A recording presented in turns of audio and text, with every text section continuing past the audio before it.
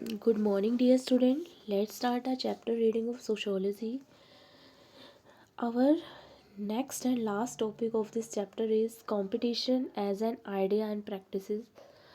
In our last video, we discussed about the term social structure, stratifications, and corporations and division of a labor. And in this video, we learn about the term competition, how competition is important in modern scenario, and the term conflict. Let's start reading.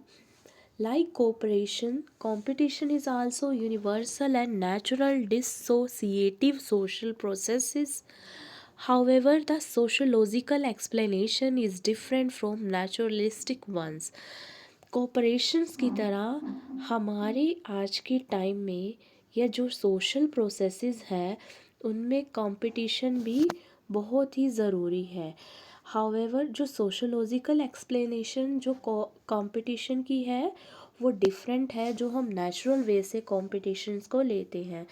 जो competition है वो universally exist करती है और ये लोगों को associate करके नहीं चलती बल्कि अलग अलग करके चलती है।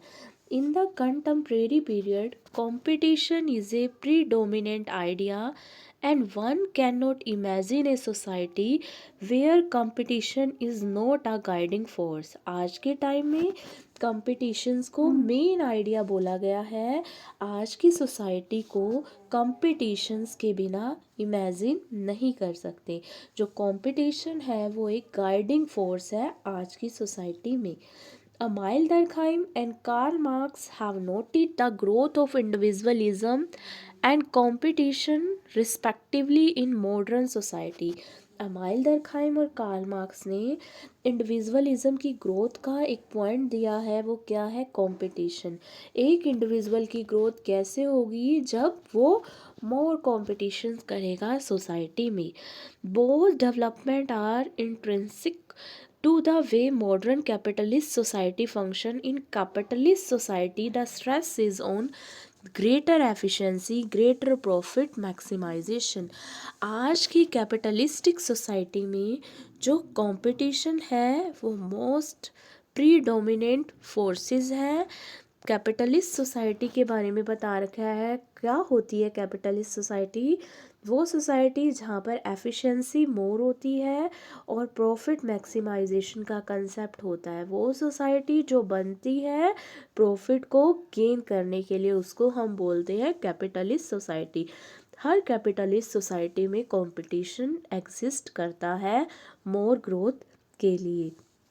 The ideology of competition is the dominant ideology in capitalism। जो कंपटीशन की आइडियोलॉजी है वो मेन आइडियोलॉजी है कैपिटलिज्म की। कैपिटलिज्म में कॉम्पिटिशन्स को बहुत ज़्यादा कंसीडर किया जाता है। The logic of this ideology is that the market operate in a manner that ensure greatest efficiency.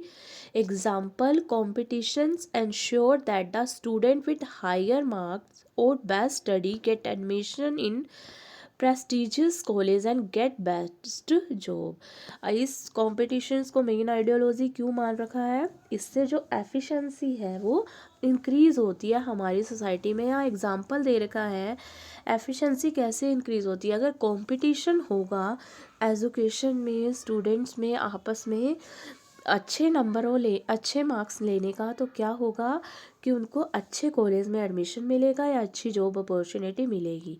ठीक है, अगर कॉम्पिटिशन्स नहीं होगा तो फिर वो पीछे रह जाएंगे। जो कंपटीशन है वो मेन सोर्स है ग्रोथ का। This ideology assume that the individual compete on an equal basis. जो इंडिविजुअल है वो इक्वल बेसिस पे कम्पीट करेंगे। That is all individual are positioned equally in the competition for education, job और resources. But as stratification and inequality show individual are placed differently in society which ultimate lead to conflict। this is the main important line।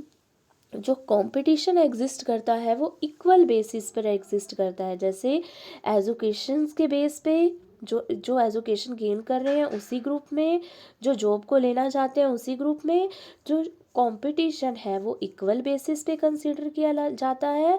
अगर हम competition को unequal basis पे consider करेंगे तो हमारे समाज में कन्फ्लिक्ट की सिचुएशन अराइज हो जाएगी।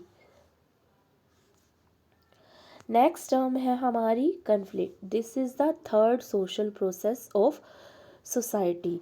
कन्फ्लिक्ट क्या है? लड़ाई झगड़े, जब लोगों के व्यूज़ मैच नहीं करते, लोगों के इंटरेस्ट मैच नहीं करते, तो सोसाइटी में कन्फ्लिक्ट अराइज होता है। Conflict is a dissociative process का क्या मतलब है? मिलजुल कर नहीं रहना।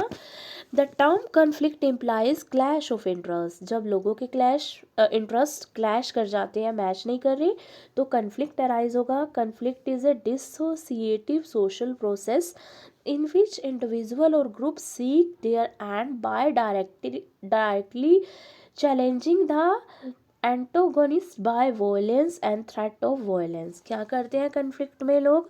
एक सोशल प्रोसेस है, डिसोसिएटिव सोशल प्रोसेस है, जिसमें जो इंडिविजुअल है एक दूसरे को चैलेंज करते हैं। चैलेंज भी वॉयलेंस के थ्रू या धमकी देते हैं वॉयलेंस क्रिएट करने की। It include all activities in which people contend against one another for any objective। Conflict में वो सारी एक्टिविटीज़ होती हैं जो शो करती हैं कि एक इंडिविजुअल दूसरों के अगेंस्ट है। Scarcity of resources in society produce conflict. हमारी सोसाइटी में कन्फ्लिक्ट किसके रिगार्डिंग अराइज होते हैं? रिसोर्सेज की लिमिटेशंस के रिगार्डिंग। हर कोई बोलता है कि ये रिसोर्सेज हम लें, तो रिसोर्सेज अगर अनलिमिटेड है तो इसके रिगार्डिंग भी हमारी सोसाइटी में कन्फ्लिक्ट अराइज होते हैं। Struggle to access to and control over this resources. लोग इन रिसोर्सेज को लेना चाहते हैं और अपने कंट्रोल में लेना चाहते हैं, इसलिए सोसाइटी में कन्फ्लिक्ट अराइज होती हैं। The basis of conflict vary. ये नहीं है कन्फ्लिक्ट का एक ही रीज़न है, जो रीज़न है कन्फ्लिक्ट के वो वैरी करते हैं। It could be class, caste, tribe, gender, ethnicities, religion, community. जो झगड़े होते हैं, कन्फ्लिक्ट होते हैं, क्लास के बेस पे भी हो सकते हैं, कास्ट के बेस पे भी, जेंडर के बेस पे भी हो सकती हैं। Sociologist have drawn attention to the fact that conflict changes in nature and form at different stages of development, but conflict has always been part of any society। जो conflict का nature है वो time to time change होता रहता है, but जो conflict है वो सोसाइटी में एग्जिस्ट करते हैं। कई बार कन्फ्लिक्ट बहुत ज़्यादा दिखते हैं, कई बार जो कन्फ्लिक्ट हैं वो बहुत कम दिखते हैं। कई बार कन्फ्लिक्ट से हमारी सोसाइटी की जो भी है बैलेंस है डिस्टर्ब हो जाता है, हमारी सोसाइटी की पीस है वो डिस्टर्ब हो जाती है, लेकिन कन्फ्लिक्ट हमेशा ही सोसाइटी में एग्जिस्ट करते हैं। Social change and greater aspirations of democratic rights by disadvantaged and discriminated group make the conflict more visible। जो टाइम टू टाइम हमारी सोसाइटी में चेंज होता है, जो लोग चेंज को अपोज करते हैं, जो लोग चेंज नहीं लाना चाहते, तो चेंज के अपोज में वो क्या करते हैं? कन्फ्लिक्ट करते हैं, ठीक है। और जो जो जिन ग्रुप के साथ डिस्क्रिमिनेशन होता है हमारी सोसाइटी में, जैसे जेंडर के बेस पे, क्लास के बेस पे, रिलीजन के बेस पे, तो भी वो कन्फ्लिक्ट मोर करते हैं।